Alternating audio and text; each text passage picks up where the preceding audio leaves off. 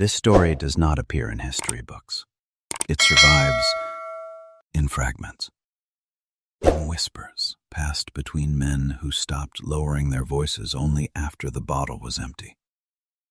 In courthouse records where the ink fades, but the names remain. In reports filed by marshals who wrote just enough to get paid and left out everything that didn't make sense. Because some stories don't fit neatly into the version of history people prefer to remember. This is one of those stories. Two girls watched their mother get taken. Not sold at auction, not traded across a county line. Taken, handed over to men in uniform, and carried away like something already forgotten. She never came back. No grave, no marker, no record that mattered. Just a name burned into memory. And two daughters who never forgot it. 20 years later, the frontier began telling stories. Stories about two women who rode out of the desert like they had been carved from it. Stories about gunfire that came too fast to follow. Stories about men who laughed one moment and were on their knees the next, bleeding, begging, or already dead. They said the women never raised their voices, never argued, never threatened twice. They would walk into a room and speak like the outcome had already been decided. And somehow, it had. They never missed. They never forgave. And the strangest part, the part men remembered long after the pain faded, was that they moved like one person. Two bodies, one mind. One would speak, the other already watching the door. One would draw, the other already firing. No hesitation, no confusion, just certainty. The kind of certainty that doesn't come from practice alone. The kind that comes from something deeper, something older, something broken and reforged. This is not legend. This is a footnote people were too afraid to write down. Welcome to Footnotes of Fear. In the autumn of 1874, two women rode into a mining town known as Black Hollow in the Arizona Territory. Black Hollow was not the kind of place people passed through by accident. It sat low between jagged ridges of red rock, a scar carved into the desert where silver had once been pulled from the earth and blood had followed not long after. Men came to Black Hollow for three reasons: to make money, to hide, or to disappear. Most ended up doing all three. By the time the two riders appeared on the southern ridge just before sunset, the town was already settling into its evening rhythm. Lanterns were being lit one by one. Shadows stretched long across the dirt streets. The air carried the smell of sweat, whiskey, gun oil, and something older beneath it. Something like heat and dust and decay that never quite left the place. From a distance, the riders looked like nothing special. Just two figures on horseback, coming in slow from the direction of the Dragoon Mountains. But as they drew closer, people began to notice. Not all at once. First, a stable boy standing half asleep beside a water trough. Then a man leaning against the post outside the general store. Then two miners sitting on an overturned crate mid-conversation. One by one, eyes turned, because there was something wrong about the picture. Or maybe something too precise. They rode side by side, not slightly ahead, not trailing behind. Perfectly aligned. Their horses moved at the same pace, their posture matched, even the way their heads turned, slow, deliberate, seemed synchronized. They were dressed the same, long, dark coats, worn from travel but well-kept, wide-brimmed hats pulled low, hiding most of their faces, gloves, boots thick with red desert dust. Each carried a rifle across her saddle. Each wore 2 revolvers at the hip. Nothing about them suggested panic. Nothing about them suggested fatigue. They looked like they had been riding for days and could ride for days more. But that wasn't what made people uneasy. It was the way they looked at things. They didn't scan the town the way travelers usually didn't glance around with curiosity or caution. They studied it, measured it. Doors, windows, distances. Who was armed, who wasn't, who was watching them, and who was pretending not to. By the time they reached the center of Black Hollow, the town had already gone quieter than it should have at that hour. Not silent, just aware. The 2 women dismounted outside the largest building on the main street, the Silver Vein Saloon. The kind of place where money changed hands fast and lives ended faster. They tied their horses without speaking. 1 loop of rope, pulled tight, identical movements. Then they stepped toward the doors, and for just a moment, they paused, not hesitating, listening. From inside came the usual sounds: laughter, cards slapping against wood, glass hitting glass, a piano slightly out of tune. Normal, safe, the kind of noise that makes men forget how quickly things can change. The woman on the left reached into her saddlebag. Carefully, she pulled out a folded piece of paper, oiled cloth wrapped around it to protect it from dust and sweat. She unfolded it once, checked the name, then folded it again and slid it back into place. The woman on the right didn't ask what it said. She already knew. They pushed through the doors. Inside, the Silver Vein was thick with heat and noise. Men filled the tables, boots on chairs, cards in hand, whiskey moving faster than thought. No one noticed the doors at first. Why would they? 2 more riders, nothing unusual. But then one man did look up, then another, and then the sound began to shift. Not stop, just falter, like a rhythm missing a beat.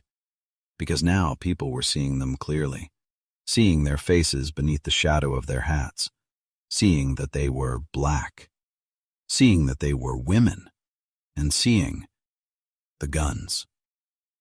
The room didn't go quiet, but something changed.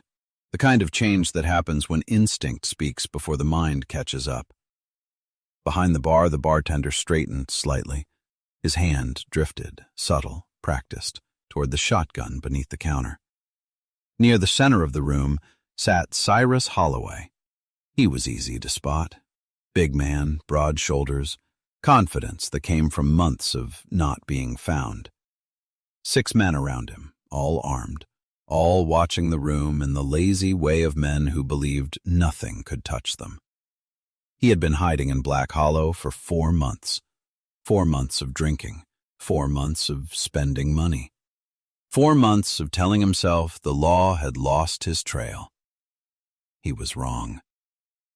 The 2 women walked straight toward his table, no hesitation, no change in pace. Boot steps steady against the wooden floor. Every eye in the room followed them now. No one spoke. No one moved to stop them, because something in the air had shifted from curiosity to something closer to recognition. Not of who they were, but of what was about to happen. Cyrus Holloway leaned back in his chair. He smiled. Not nervous, not yet, just amused. "Well now," he said, voice loud enough for the room to hear. "Looks like we got company." None of his men laughed. That was the first sign. The woman on the left stopped at the edge of the table. She didn't sit. didn't reach for a weapon, didn't raise her voice. She simply looked at him, measured, like she had already seen how this would end. "Cyrus Holloway," she said, not a question. His smile faded, just slightly. "Depends who's asking." She reached into her coat. Slow, deliberate. Every man at the table tensed. Hands drifted closer to guns. Chairs shifted. The room held its breath. She pulled out the folded paper, opened it once, and held it where he could see. "Federal warrant," she said. "You're coming with us." A pause, just long enough for the words to settle. Then someone moved. No one in that room could later agree who drew first, but they all agreed on one thing. It was over almost before it began. Gunfire cracked through the saloon, sharp, deafening. The first man dropped before his chair hit the ground. The second didn't even clear leather. The third got halfway to his feet before the bullet took him through the chest.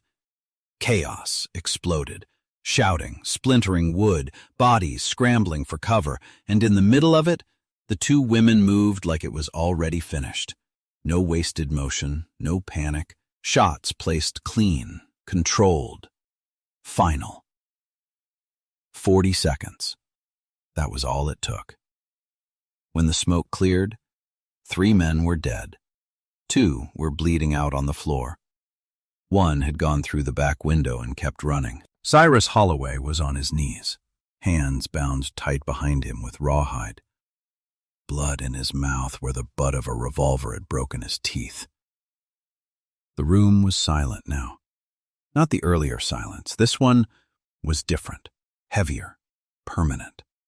The woman on the left stepped closer, knelt just enough to bring her face level with his. "You're going to walk out of here," she said quietly. Not angry, not rushed. Certain. "You're going to ride with us to Santa Fe." A pause. "And when they put the rope around your neck, you're going to remember our names." She leaned in closer. "Our names are Louisa and Esther Vance." His lips trembled. "Say them." He did, over and over again, all the way to Santa Fe. That night in Black Hollow was their 17th capture. 17 men taken down, bound, and delivered across deserts that killed stronger men than them. By the end, it would be 41. 41 men who learned too late that the stories were true. But numbers don't explain something like this. Numbers don't tell you how 2 girls, born into chains, raised in silence, taught to bow their heads, became the most feared hunters in the American frontier. For that, we have to go back. Back before the guns, before the desert, before the names meant anything at all. Back to the night everything was taken from them. Long before the desert, before the rifles, before the names meant anything at all, there was a place called Rosewater Hall, Mississippi, on the banks of the Yazoo River, where the air hung thick and wet, and the ground itself seemed to breathe heat. From the distance, Rosewater Hall looked like something out of a painting. White columns, wide verandas, oak trees stretching their branches like open arms across the land. A house built to be admired, a place designed to look civilized. But the truth of Rosewater Hall did not live in the house. It lived behind it, in the rows of cabins built from rough wood and neglect, in the fields that stretched farther than the eye could rest, in the quiet spaces between orders, where no one spoke unless spoken to. Rosewater Hall was not a home. It was a system, and like all systems built on control, it ran on fear. The man who owned it believed himself a man of refinement. His name was Persal Denor. He imported French wine. He kept books in a language he could barely read. He played the violin badly, but insisted on doing it in front of guests. He liked to think of himself as different from other plantation owners, less crude, less violent, more civilized. He did not whip people himself. That, in his mind, proved something, proved restraint, proved class. So he hired someone else to do it. Silas Thorne. Where Denor was polished, Thorne was not. He was tall, heavy through the shoulders, with a beard the color of rust and a face that looked like it had been carved with a dull knife. He did not pretend to be anything other than what he was. He carried a whip tipped with small pieces of lead. He believed pain was a language, and he believed he spoke it fluently. There were no performances with him, no illusions, just results. If someone fell behind, he corrected it. If someone resisted, he corrected it. If someone forgot, he reminded them. Often. Loudly. In ways no one watching would ever forget. Among the 147 people forced to live and work on that land, there was a woman named Harriet. She worked in the laundry house. From sunrise until well after dark, she stood over boiling water, lye soap burning into her skin, scrubbing, wringing, lifting, repeating, until her hands cracked open and her back curved forward as if the years themselves had weight. But Harriet was not broken. Bent, maybe. Worn, certainly. But not broken. Her voice still held something steady, something that refused to bow, even when everything else had to. And in a place like Rosewater Hall, that mattered. Because Harriet had two daughters, Louisa and Esther. Born in the spring of 1852, identical. So alike that even the women in the cabins, women who noticed everything, could not tell them apart. Except Harriet. Harriet always knew. Not by face, not by voice, but by something else. Something only a mother recognizes. From the beginning, the twins were not like the other children. They did their work, they carried baskets, scrubbed floors, ran errands between the house and the yard. They obeyed. They kept their heads down when told. But when no one was looking, they watched. Not with fear, not with curiosity, with focus. They watched hands. They watched doors. They watched patterns. Who moved when, who spoke to whom, which dogs barked, and which ones didn't. They noticed things children were not supposed to notice, and they remembered. Always remembered. At night, in the narrow cabin they shared with their mother, Harriet would pull them close, one on each side, arms wrapped around both at once, as if letting go of either one was not an option. "You are not two," she would whisper, her voice low, careful. "You are one thing, one heart." The girls would nod. They had heard it before. They would hear it again. "Say it. One thing, one heart. And what does that mean?" Louisa would answer first sometimes. Other times, Esther would. "It means we stay together. It means nobody takes one without the other. It means we remember." Harriet would close her eyes when they said that last part, because she knew, in a place like this, Memory could be dangerous, but it could also be the only thing a person truly owned. There were moments, small ones, where life almost felt normal, if you didn't look too closely, if you ignored the structure holding everything in place.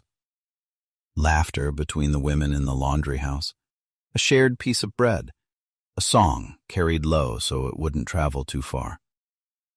But those moments never lasted long, because Rosewater Hall had a way of reminding everyone exactly what it was and who they were inside it. The lesson came early, too early. The twins were 7 years old when they saw it for the first time. A man named Moses had tried to run. No one knew exactly how far he got. Some said a mile, some said 10. It didn't matter. The dogs found him. They always did.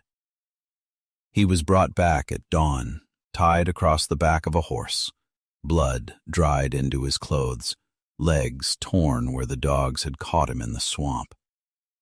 By midday, everyone on the plantation had been called to the yard.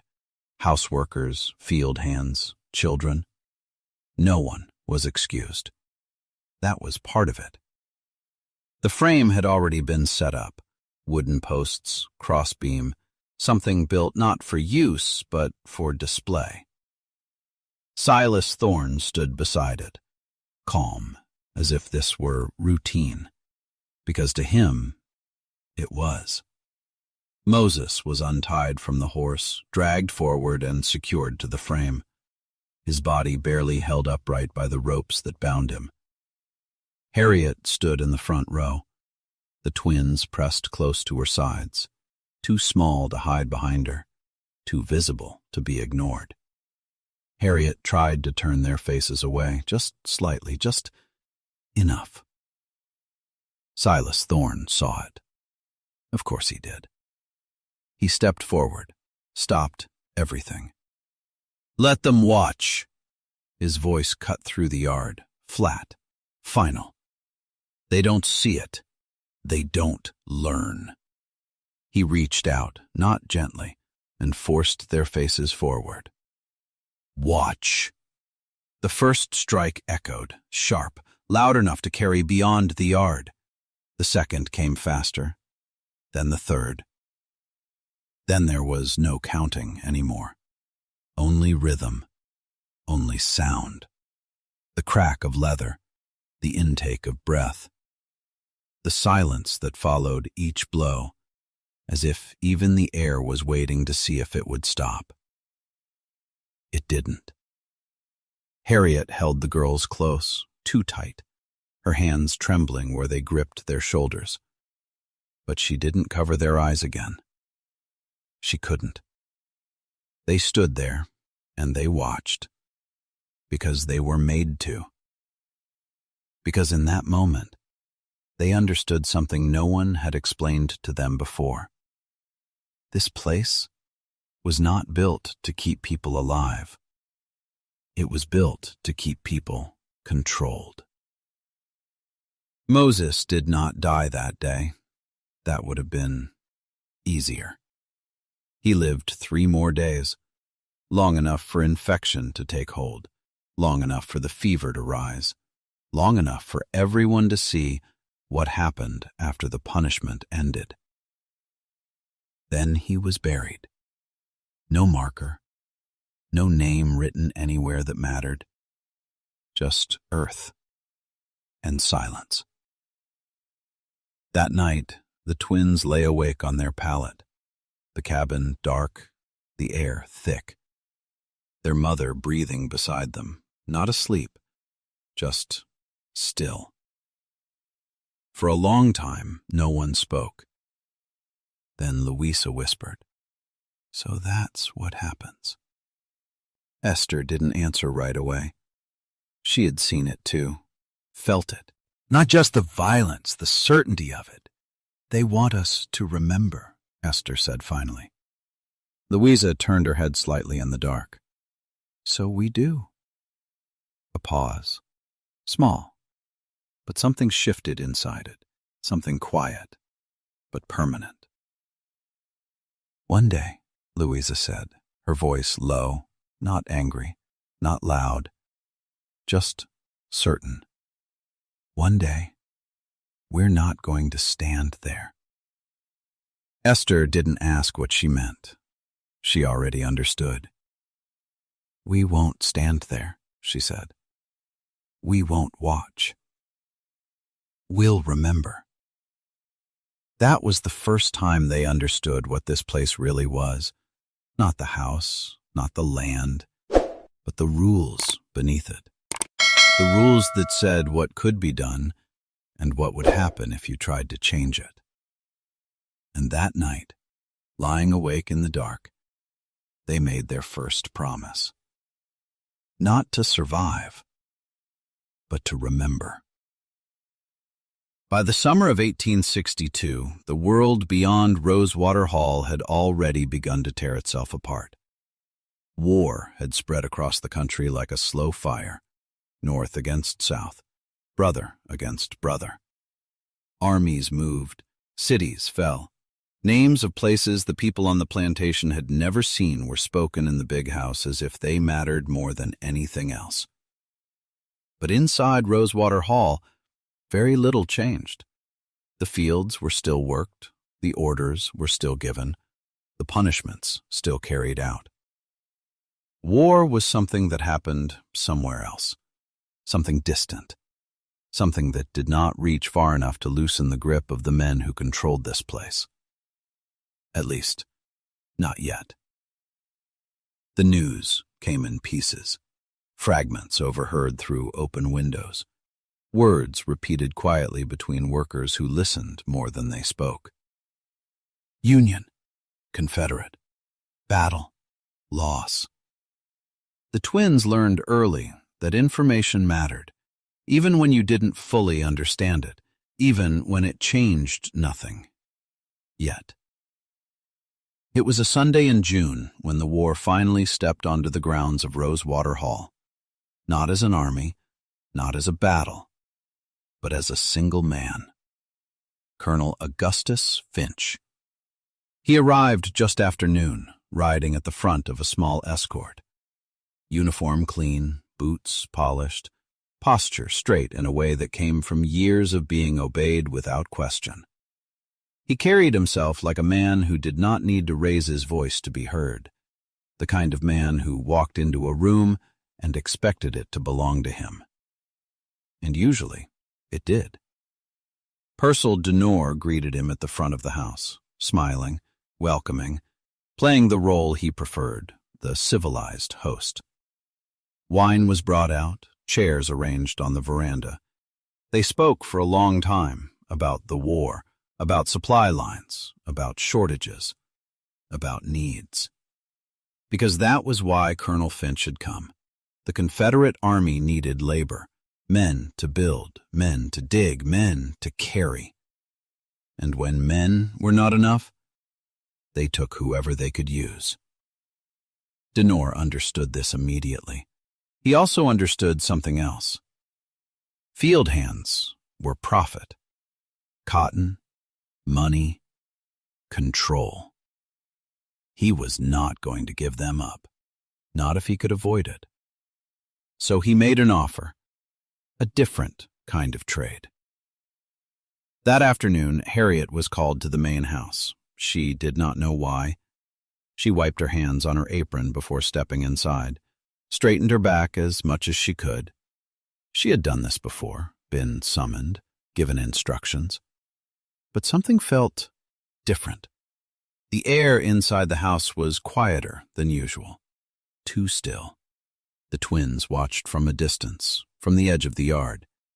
They saw their mother walk through the door, saw it close behind her. And for reasons they could not yet explain, they did not move. They did not speak. They just watched. Inside, Denore gestured toward Harriet like she was part of the room, like a piece of furniture being described. "She's strong," he said, "reliable, skilled." Colonel Finch stood, walked a slow circle around her, not touching, just looking, assessing. as if deciding whether she was worth something, as if the answer would change anything. Harriet kept her eyes forward, because she understood what this was, even before anyone said it out loud. She had seen this before, on other plantations, in other lives. People did not need to explain this kind of moment. It explained itself. The decision was made in less than a minute. Colonel Finch nodded once. "That will do." That was all. No ceremony, no discussion, just final. The twins were told nothing that day. No one explained it. No one thought they needed to. Children were not part of these decisions. Children were expected to accept what happened, the same way everyone else did. The wagon came before sunrise the next morning, the sky still dark, the air cool in a way that would not last long. Harriet was already awake. She had not slept, not really. She gathered what little she had, a second dress, a cloth bundle, things that barely filled her hands. Because a life like hers did not leave much to carry. The twins woke when they heard movement outside. They stepped out of the cabin barefoot, the ground cold beneath their feet. "Mama?" Their voices small, but steady. Harriet turned, saw them, and for a moment, just a moment, something broke across her face. Not fear, not panic. Something deeper. Something she forced back down almost immediately. She walked to them, knelt in the dirt, pulled one into each arm, held them close, tighter than usual, tighter than she had ever held them before. And that was when the twins knew. Not with words, not with explanation, but with something instinctive, something that told them this was not temporary. "I have to go with the soldiers," Harriet said, her voice calm, too calm. "I will come back." The words were clear, measured, but something underneath them did not match. Esther shook her head. "No." Not loud, just certain. "No." Louisa didn't speak. She was watching their mother's eyes. And what she saw there was not reassurance. Harriet pulled them closer. "You listen to me." Her voice dropped lower, sharper now, urgent in a way she rarely allowed herself to be. "You are not Louisa, and you are not Esther." A pause. "You are Louisa and Esther. One thing, one heart." The words settled into them the way they always did, but this time they carried weight, different weight, the kind that stays. "You do not let anyone separate you. Do you hear me?" "Yes, Mama." They said it together, because they always did. "Say it." "One thing, one heart. And what do you remember?" This time, they didn't hesitate. They chose the thing that mattered most. "The end of their peace is coming." Harriet closed her eyes just for a second, then opened them again. Steady. She kissed them both on the forehead, stood up, turned toward the wagon, and climbed in without looking back. The wheels began to move, slow at first, then steady, the sound of wood against dirt, fading with distance. The twins stood in the yard, barefoot, still, watching, until the wagon disappeared down the line of trees, until there was nothing left to see. Harriet never came back. The news arrived months later, quietly, almost carelessly. A note, a list of names, losses, filed, forgotten. Denore read it at breakfast, did not react, did not pause, finished his meal, and threw the paper into the fire. The twins learned the truth from someone else, a woman who had seen the name before it burned. She came to them that night, sat beside them, and told them, because she believed they deserved to know. They listened, did not interrupt, did not cry, did not ask questions. When she finished, they said nothing. That night, they lay awake again, like they had the night Moses died. The same darkness, the same silence. But something inside it had changed. "She's not coming back," Esther said, flat, certain. "No," Louisa said. A long pause. Then, "We start now." There was no argument, no hesitation, because this was not a decision. It was a shift, a line crossed. From that night forward, they stopped being children. Not all at once, not in ways anyone else could see, but inside, something hardened, something focused. They began to plan, quietly, carefully, patiently. They listened more, watched more, learned more. They taught themselves to read, slow at first, letters pulled from feed sacks, words stolen from newspapers left behind. Every sentence a risk, because being caught meant punishment, severe, permanent. They didn't get caught. They began to take things, small things first, a knife, a piece of rope, a coin. Nothing that would be noticed right away, nothing that would raise suspicion. Then more. Money, tools, clothing. They hid everything beneath the floor of the laundry house, a place no one checked, a place no one cared about. They cut their hair, short, rough, done in secret. The pieces burned in ash so no one would find them. They practiced speaking less, moving differently, becoming something harder to recognize. They waited. Not days, not weeks, years, because they understood something most people didn't. Escape was not a moment. It was a process. And if you did it wrong, you didn't get a second chance. By the time they turned 14, they were ready. Not completely, not perfectly, but enough. And when the moment came, they did not hesitate. At 14 years old, they stopped waiting, and on the darkest night of the month, they walked off that plantation and never looked back. The first night felt unreal. Not because it was quiet, because it wasn't. The world beyond Rosewater Hall was louder than anything they had known. Insects in the trees, wind moving through tall grass, water somewhere in the distance, unseen but constant. Every sound meant something. Every sound could be danger.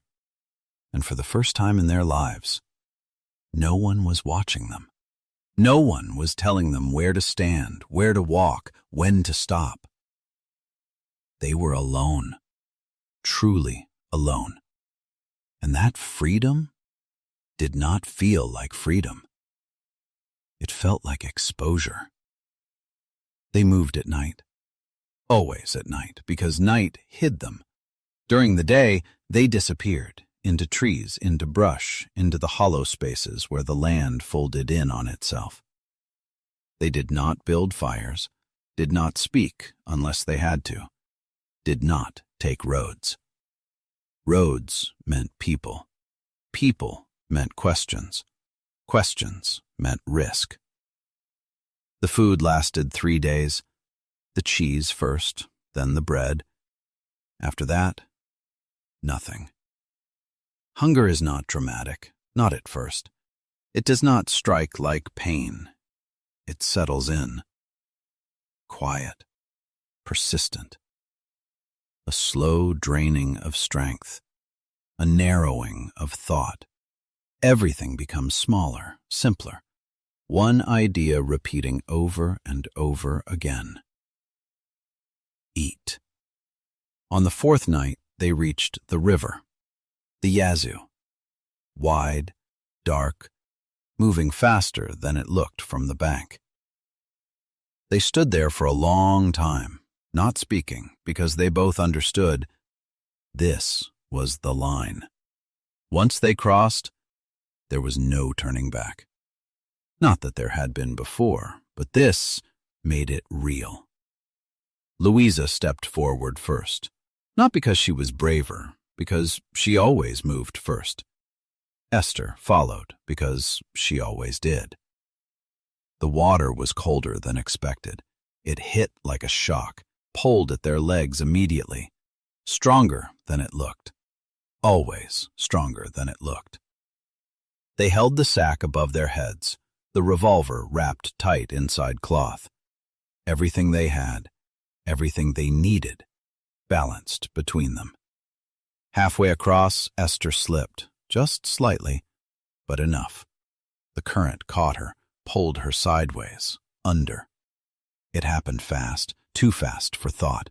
Louisa grabbed her shirt, missed, grabbed again, caught fabric, pulled, hard. For a moment, it felt like the river might win. Then Esther broke the surface, gasping, coughing water, still fighting. Louisa dragged her the rest of the way, both of them stumbling onto the far bank. Mud, breath, silence. They lay there for a long time, not speaking, not moving, just breathing. Finally, "We are not dying here." Louisa said it like a fact, not a hope. Esther nodded. "I know." They got up and kept walking. Days blurred together after that, distance measured not in miles but in survival. They found grapes growing wild, small, sour, enough to keep moving.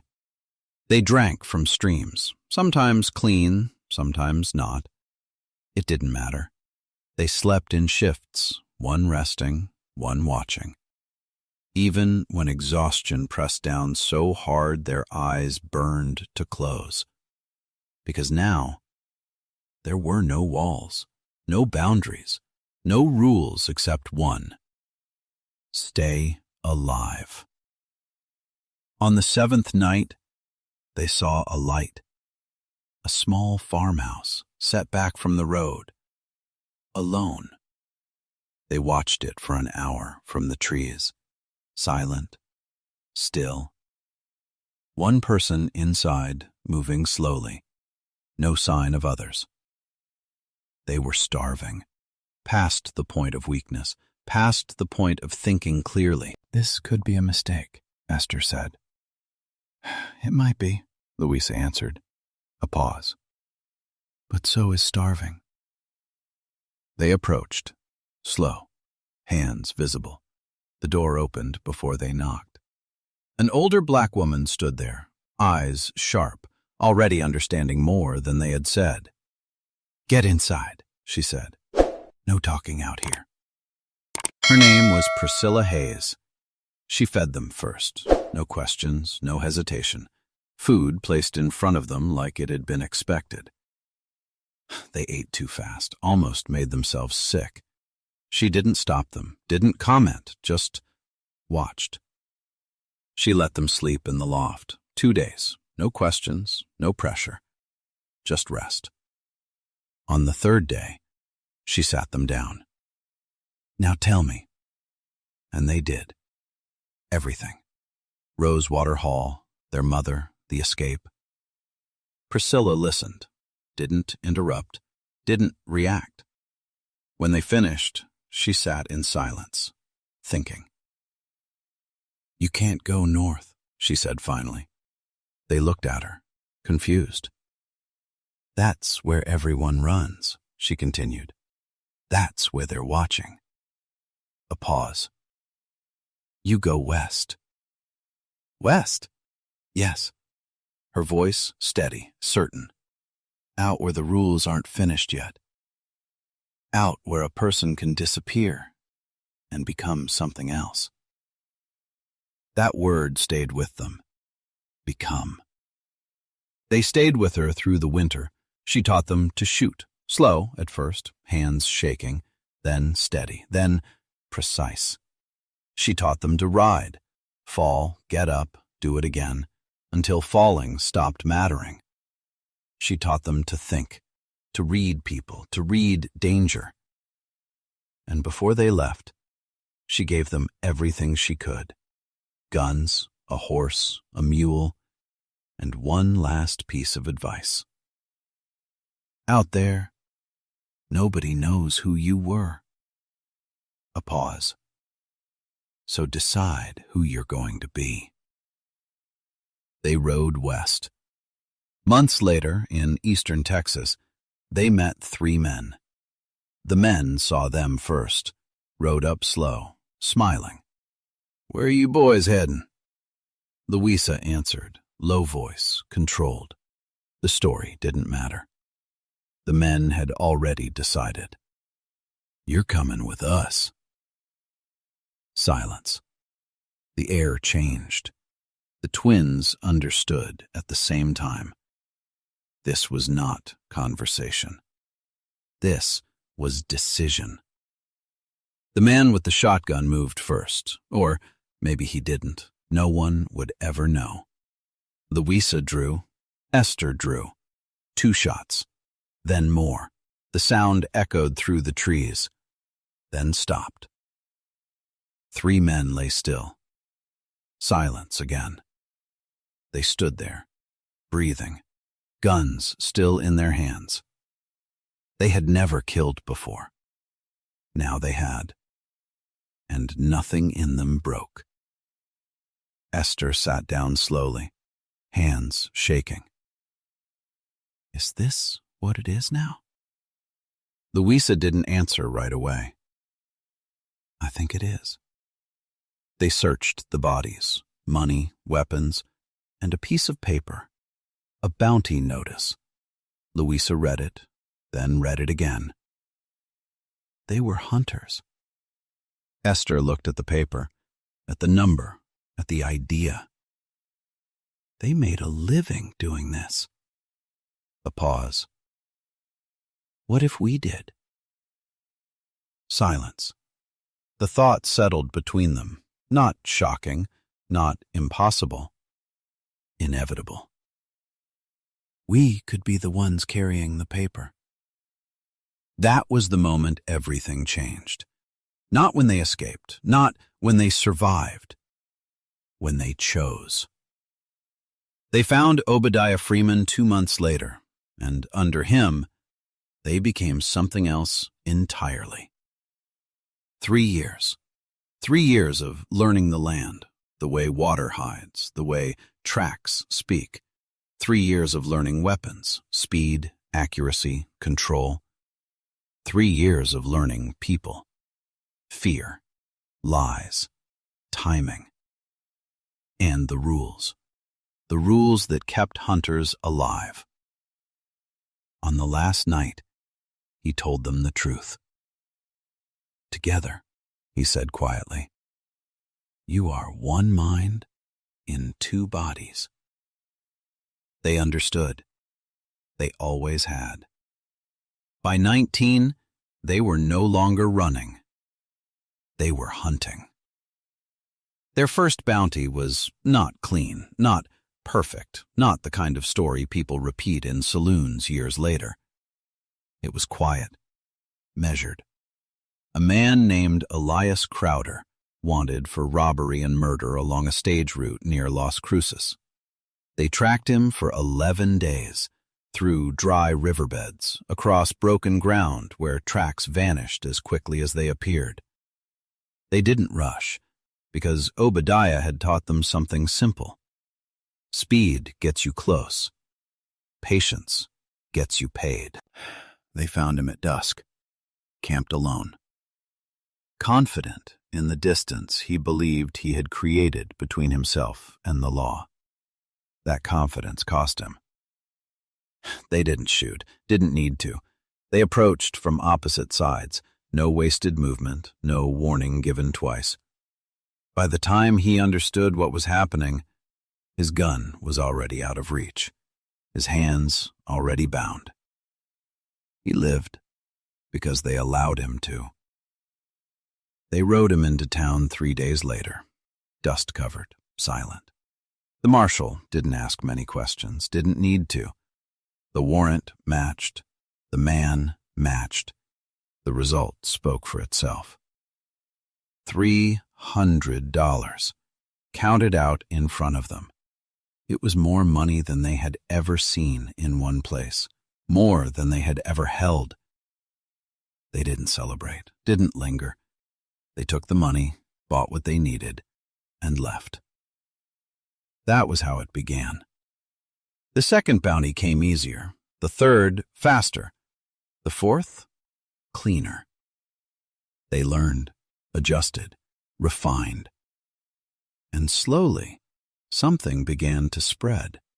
At first it was just talk, small, uncertain. Stories traded between men who lived by rumor as much as truth. 2 riders, always together, never arguing, never missing. Then the stories grew, because results are hard to ignore. In Tucson, they were described as ghosts, appearing out of nowhere, leaving nothing behind but silence. In El Paso, they were called hunters who never slept, who rode through night and storm like the land itself carried them forward. In towns they had never seen, men swore they had faced them, survived them, escaped them. Those stories were lies. But the fear inside them was real. Between 1871 and 1875, Louisa and Esther Vance captured 41 men. 41. 33 were brought in alive, bound, delivered, testifying, whether they wanted to or not, that the twins had followed the rules. 8 were not. 8 men who chose to resist, who chose to draw, who chose wrong. Every one of those 8 deaths was recorded, confirmed, signed off by the marshals who took custody of the bodies, because the twins understood something many hunters did not. Reputation was not built on fear alone. It was built on precision, on discipline, on knowing exactly when to pull the trigger and when not to. They never shot a man who surrendered, never took a bounty without a warrant, never separated, not once. And that, more than anything else, made them dangerous. Because men who live by violence understand chaos. They expect it. They rely on it. But discipline terrifies them. The story that spread fastest, the one that changed everything, came out of a place called Piedra Blanca, a town like many others. Dust, heat, tension sitting just beneath the surface. The twins had already completed their work there. A horse thief, delivered, paid. They were sitting inside a cantina, eating, quiet, like always. That was when Jack Coulter walked in. He wasn't subtle, didn't pretend, didn't hesitate. 4 men behind him, all armed, all watching. He walked straight up to their table, stopped, looked down at them like they were already beneath him. "That bounty was mine," he said. Louisa didn't look up immediately, finished her bite, set her fork down carefully, then raised her eyes. "No," she said, calm. Coulter smiled, not friendly. "You're going to give me the money," he said, "and you're going to leave." Silence. Esther was already counting. Men, positions, distances, door, windows, angles. She had finished counting before he finished speaking. "You're going to walk out," Esther said, voice even, controlled. Coulter's smile faded. "You don't give orders here." Esther didn't raise her voice, didn't shift her posture. "I just did." The air changed. Men nearby stopped moving, stopped breathing too loudly, because something had crossed a line, and everyone could feel it. Coulter reached for his gun. He never touched it. Louisa fired first, a clean shot to the throat. Esther moved at the same instant, second man down before he understood what he was seeing. 2 more shots, 2 more bodies. It lasted seconds. When it was over, no one moved. The bartender's hand stayed frozen beneath the counter.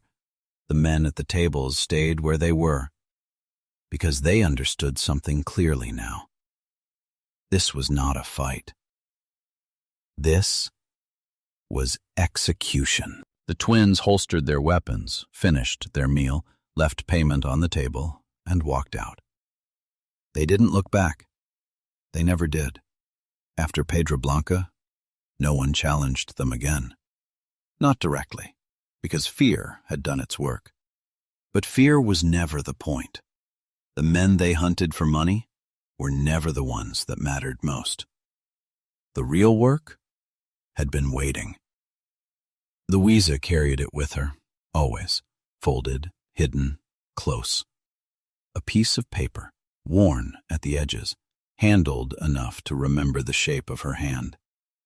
8 names, not strangers, not fugitives. Memory. Rosewater Hall, Silas Thorne, Persal du Nord, Colonel Augustus Finch, and 5 others.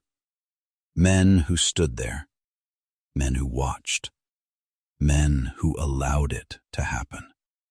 For years, they did nothing. They rode, they hunted.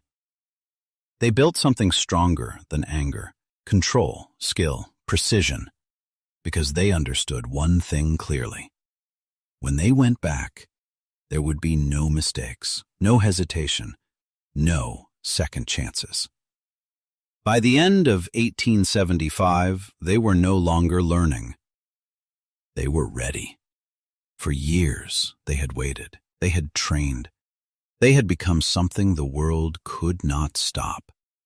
Because when they went back, they were not going back as daughters. They were going back as judgment. And every name on that list was going to be answered. If this story stayed with you, if it settled somewhere deeper than just words, then you already understand why stories like this matter. Here at Footnotes of Fear, we don't just tell history. We uncover the parts that were buried, the parts that were left out or left behind, because they made people uncomfortable. If you want to keep these stories alive, not as myths, not as rumors, but as something remembered, then consider subscribing, because this work, this kind of storytelling, takes time. It takes research. It takes digging through the pieces that were never meant to be found. And if you feel moved to support that, you can buy me a cup of coffee through the link in the description, or by scanning the barcode on your screen. Every bit of support helps keep this work going, helps keep these voices from disappearing again. Because stories like this don't just appear. They have to be found. And sometimes they're hidden for a reason.